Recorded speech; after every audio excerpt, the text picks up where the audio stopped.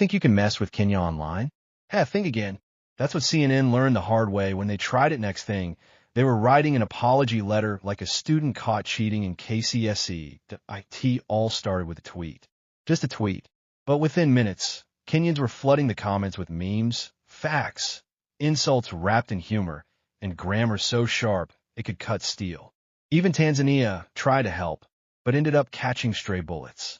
Nigeria came in with confidence, but left limping that if Twitter was a battlefield, Kenya would be a fully armed commando unit. X, formerly Twitter, becomes chaotic when Kenyans log in for war. People like Nyakundi, Emrix, and random users with lion profile pics turn into generals of the digital army. Hashtags trend like fire in a dry forest, and even celebrities abroad get dragged in point one time.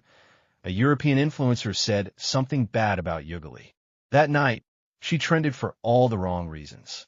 She deleted her post by mourning that, so next time someone thinks of testing Kenya online, they better have data, backup, and a strong heart. Otherwise, they're not ready.